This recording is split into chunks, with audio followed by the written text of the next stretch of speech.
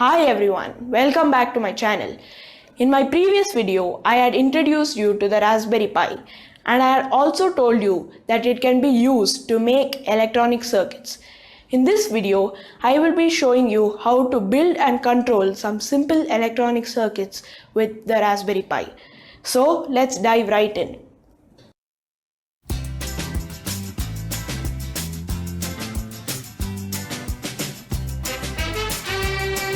To refresh your memory, let me show you the GPIO pins on the Raspberry Pi.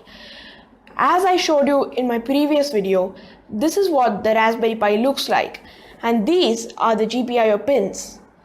There are a total of 40 GPIO pins on this version of Raspberry Pi, which I will talk about in more detail later. Each of these pins has a specific meaning and purpose, and I'll be covering that shortly when I show you the GPIO layout chart. Okay, so this is a chart that shows the layout of the GPIO pins on the Raspberry Pi clearly in more detail. The early versions of Raspberry Pi had only 26 GPIO pins, but later on it was changed to 40 GPIO pins. I will be talking only about the 40 pin version as that is what I have. As I told you earlier, there are various types of pins here. This yellow color GPIO pin here, all these pins are the pins we'll mainly be using in our electronic projects, and these are pins that are programmable and can be controlled programmatically through the Raspberry Pi. On the other hand, all these green color pins, they are not programmable and they supply constant electricity to the circuit. For example, the 3V3 pin here, this supplies 3 volts of electricity and this supplies 5 volts. There are also some other types of pins such as UART, I2C and SPI, and I will not be getting into these now as I have not yet learnt about them. There are multiple ground pins, as you can see. It is important to remember that every circuit needs to be connected to ground in order to close the circuit, and there are multiple ground pins available here.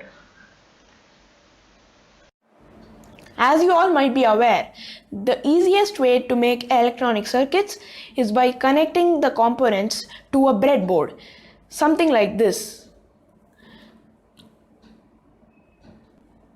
Now, let me show you how to make electronic circuits with the Raspberry Pi by connecting it to the breadboard. To do that, we will be using a GPIO extension board and a ribbon cable. All these components are easily available in electronic shops. Step 1. Take the GPIO extension board and connect it right in the middle of the breadboard so that the left side pins are on the left half of the breadboard and the right side pins are on the right half of the breadboard. Like this. Step 2. Take the ribbon cable, connect one end of it to the pins on the GPIO extension board. Now, take the other end of the ribbon cable and connect it to the GPIO pins on the Raspberry Pi. Like this. Now, we are all set. In this video, I will be making two simple electronic circuits, one using an LED and the other using a simple buzzer. In addition, we will also need a resistor. I am using a 100 ohm resistor. We will also need a few jumper cables to connect all of these together. In any electronic circuit, one end needs to be connected to the power source and the other end needs to be connected to the ground. As I showed you in the chart earlier, the same GPIO pin layout is available to me on the breadboard through the extension board. Now I'll connect one end of a jumper cable to a power source. The power source I'm choosing is pin number 1. This supplies a constant 3 volt power. I will connect the other end of the jumper cable to the positive side of the LED. So in most electronic components, the positive side is the longer side and the negative side is the shorter side. Okay, now I have connected the LED to the breadboard. The positive end of the LED is connected to the left side of the board and the negative end is connected to the right side of the board. I have connected the jumper cable coming from the power source to the same row as the LED. Now I will take another jumper cable. One end of it will go to pin number 3 on the right side of the extension board, which is one of the ground pins. The other end will go to this pin here, right next to the blue line. The blue line signifies ground. Now I will take a resistor, connect one end of it in sequence with the LED light on the breadboard and the other end to ground. And with that, our circuit is ready.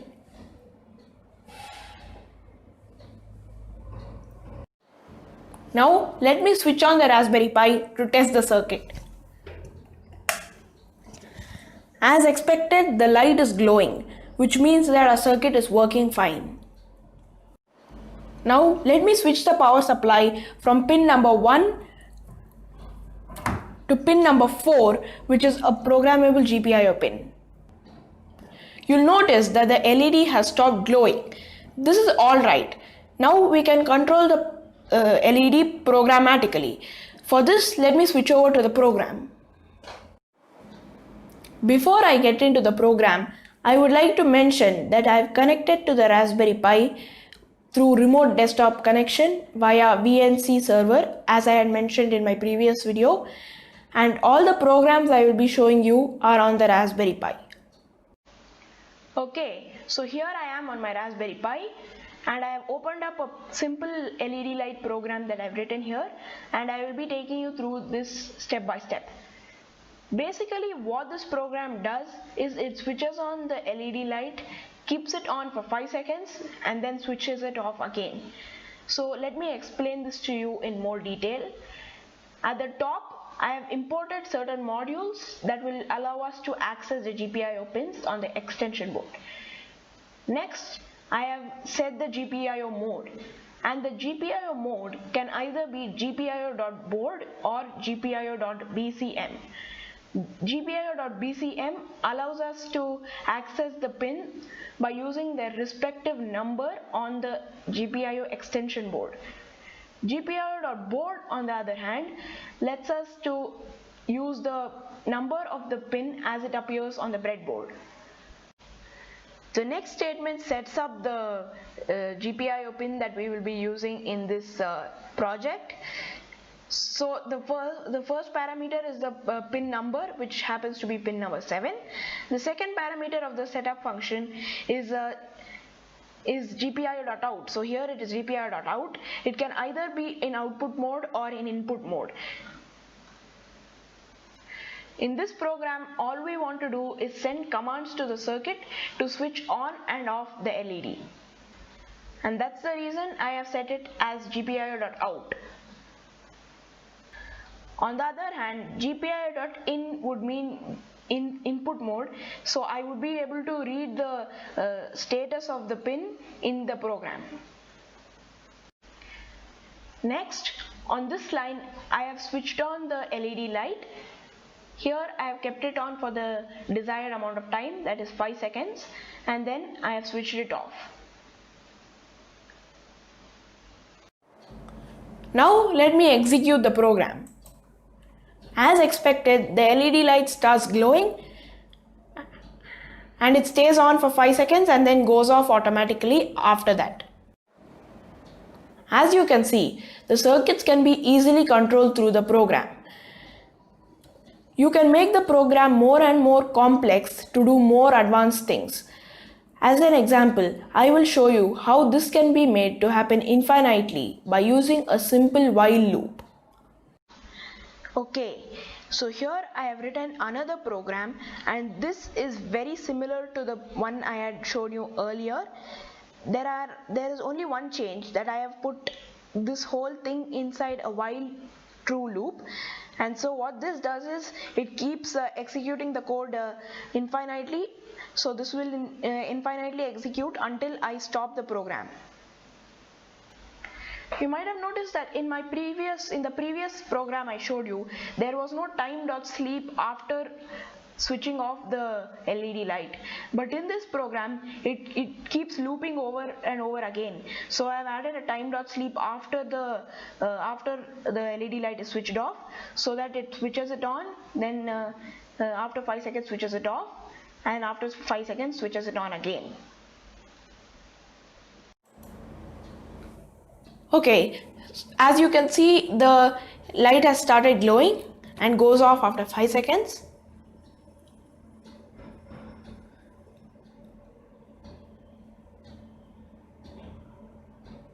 And this keeps on happening repeatedly. Now let me terminate the program by pressing Ctrl C. I have terminated the program. Now let me do a cleanup.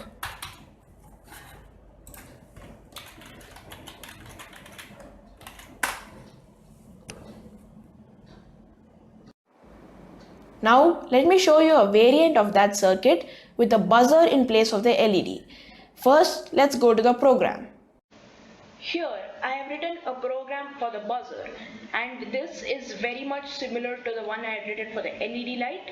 It switches the buzzer on and off infinitely with a break of 5 seconds. The only difference here is that after switching the buzzer off, it keeps it off for 3 seconds instead of 5 seconds. So it will switch it, the buzzer will start beeping for 5 seconds, then it will go off for 3 seconds before starting to beep again. So this is what the circuit looks like. It is quite similar to the previous one, except that I have replaced the LED with a buzzer, and I have removed the resistor and connected it directly to ground. I have removed the resistor so that the buzzer can be heard more clearly. Now let me execute the program. The buzzer has started making a sound, and it has stopped after 5 seconds, and then it resumes again after 3 seconds. So this is what we saw in the program, and it's happening properly on the circuit. Now let me terminate the program. I've terminated the program. Now I will do a cleanup.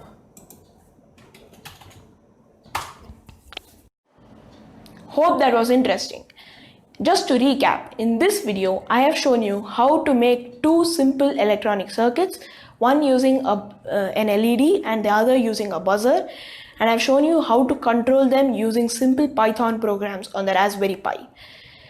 There are a lot more advanced circuits you can build with the Raspberry Pi, and I will be covering some more advanced examples in my future videos. If you have any suggestions for electronic projects that I can make videos on, be sure to leave it in the comments down below. Thanks for watching, and stay tuned for more videos.